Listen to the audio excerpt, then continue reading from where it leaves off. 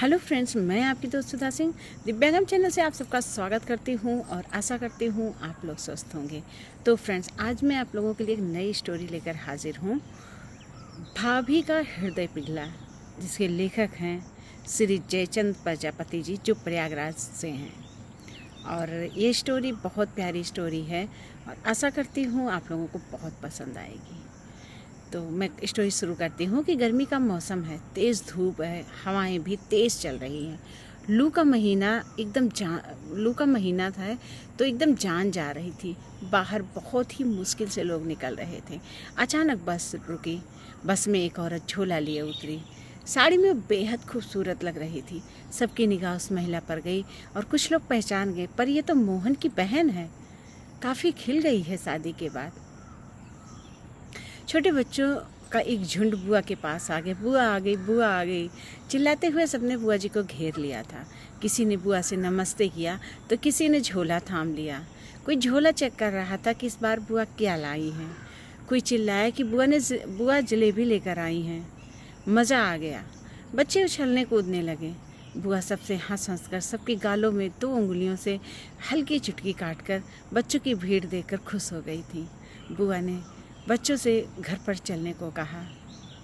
कोई बुआ की उंगली पकड़े जा रहा था तो कोई बुआ की साड़ी को पकड़े हुए था, कोई झोला लिए हुए था। जहाँ बस रुकी थी थोड़ी दूर पर मायका था।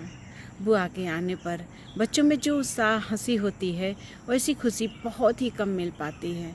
आज बच्चे सबसे ज़्यादा खुश हैं कि बुआ घर में आ गई। बुआ का नाम संजू है। घर पर आते ही कुर्सी दी गई। बुआ बहुत ही प्यार से कुर्सी पर बैठ गई। पानी मीठा की व्यवस्था की गई।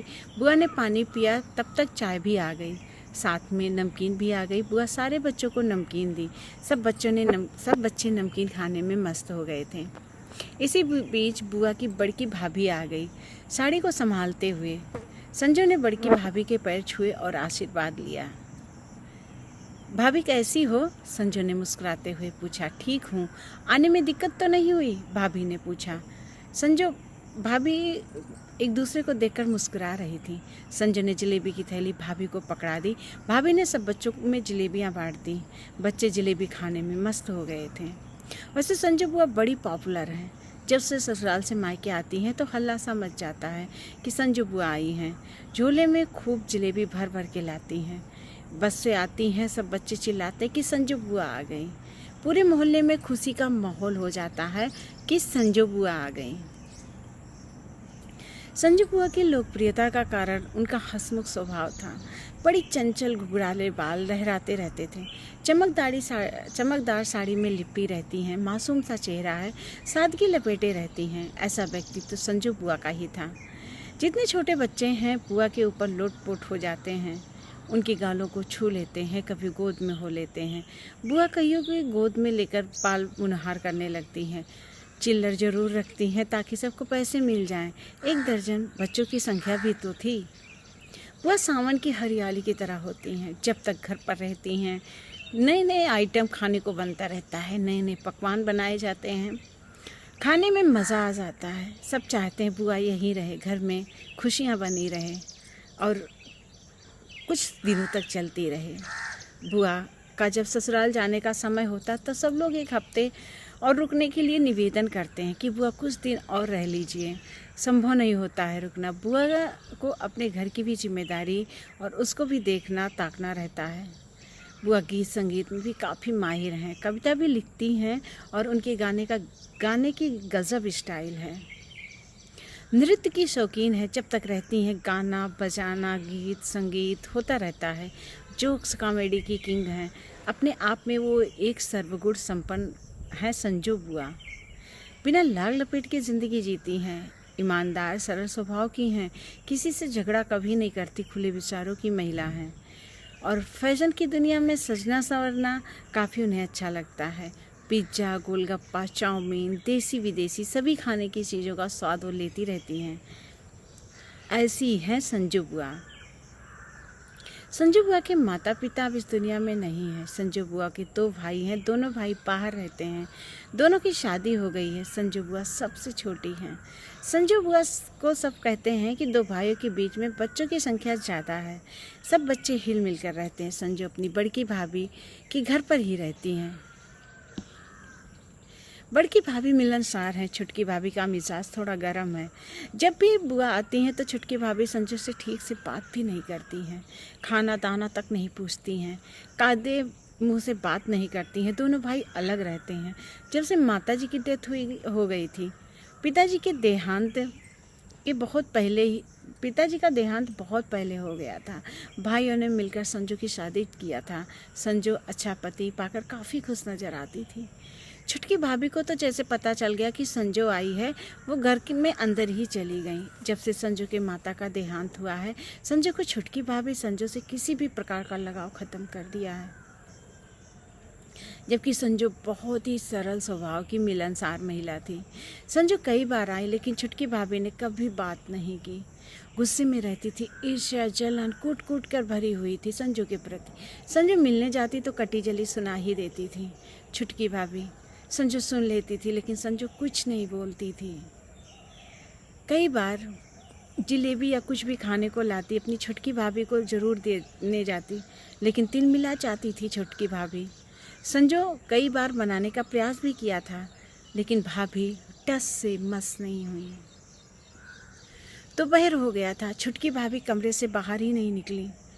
गुस्से में नहाई हुई थी। छुटकी भाभी खुन्नस में हमेशा रहती थी जब तक संजू रहती थी।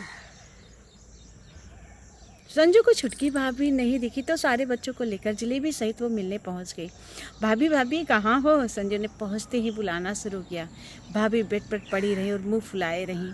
बुआ ने कई बार पुकारा, लेकिन भाभी नस नरम नहीं हुई। पुनः भाभी से कहा, भाभी जलेबी खा लीजिए। मुझे जलेबी नहीं खाना है, छुटकी भाभी ने आवेश में आकर वो कहा। अरे ले लीजिए ना, गरम और नरम दोनों हैं, संजू ने कहा। संजू ने छुटकी भाभी की बेटी को दिया और कहा जाकर अपनी मम्मी को दे दें। उनकी बेटी जैसे जलेबी लेकर देने गई, छुटकी भाभी ने जलेबी लेकर फेंक दिया।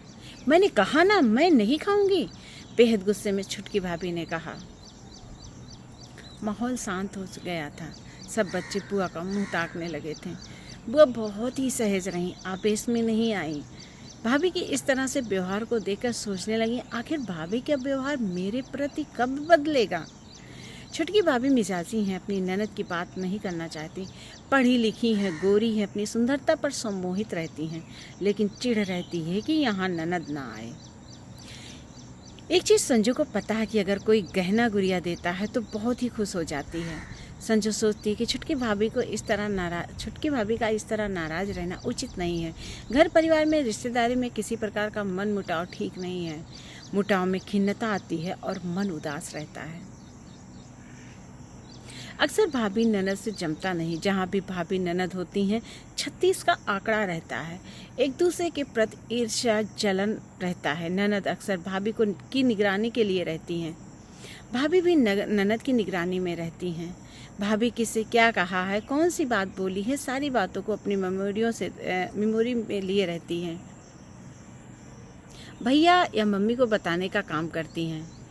यही कारण होता है भाभी ननद में नहीं जमता।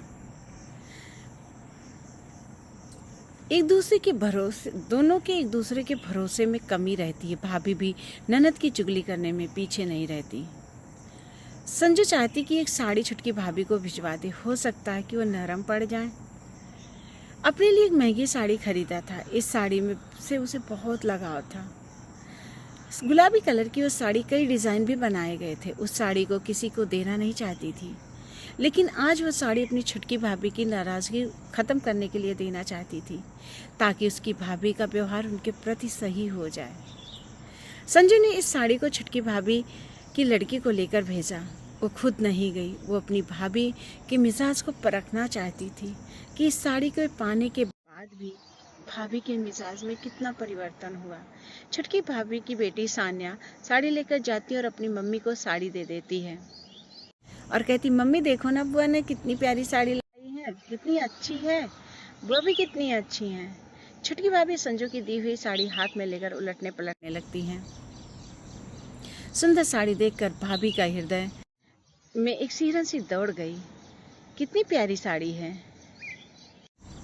मम्मी बुआ को की जलेबी नहीं खाओगी? ये कहते हुए उनकी बेटी चुप हो जाती है।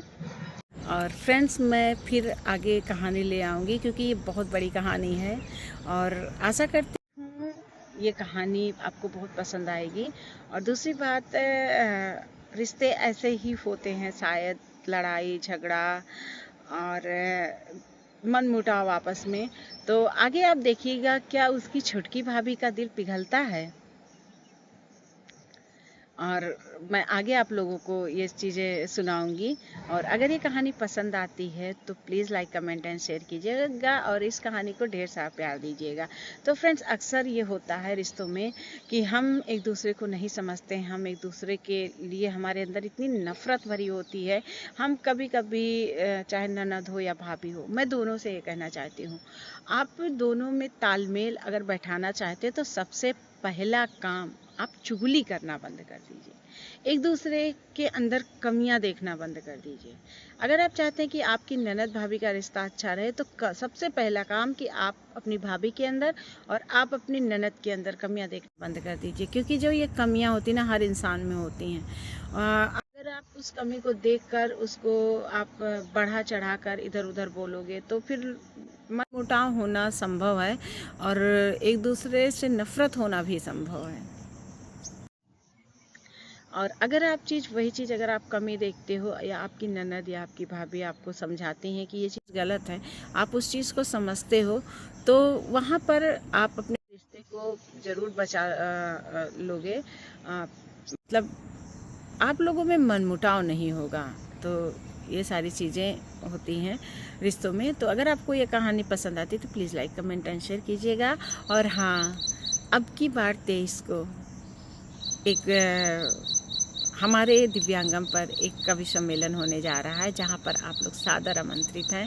वहाँ पर हमारी कुछ दुर्गा शक्तियाँ सम्मानित की जाएंगी, कुछ हमारे दिव्यांग क्षेत्र में जो काम कर रहे हैं कुछ दिव्यांग भाई बहन वहाँ पर सम्मानित किए जाएंगे। तो आप लोग ज़रूर आइएगा, ज़रूर इस ऐतिहासिक क्षण का हिस्सा बनिएगा, क्योंकि फ्रेंड्स, आप लोगों के प्यार और आप लोगों के प्यार से ही हम लोग आज तक यहाँ तक पहुँचे हैं। और मैं चाहती हूँ कि कवि सम्मेलन में मेरा भी नाम है, तो आप लोग ज़रूर आएँ और कवि सम्मेलन का हिस्सा बने। तो आप लोगों से रिक्वेस्ट है कि प्लीज़ प्लीज़ प्लीज़ ज़रूर आइएगा कवि सम्मेलन में। और हमारे कुछ दिव्यांग विभूतियाँ सम्मानित हो रही हैं, उनका सम्मान को और बढ़ाने के लिए। तो फिर मैं मिलती हूँ इसी के साथ कहानी का अगला भाग लेकर। तब तक के लिए नमस्कार, बाय।